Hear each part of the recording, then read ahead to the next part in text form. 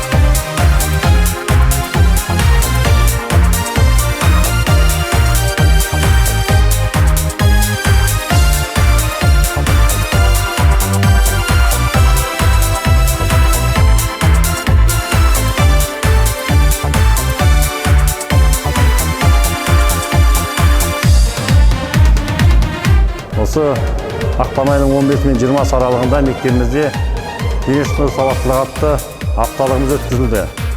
Осы іс-шараға атсалысқан ұстаздарға, оқушыларға алғысымызды айтамыз. Келесі осындай жарыстарда, осындай шараларда кездескенше аман сау болайық.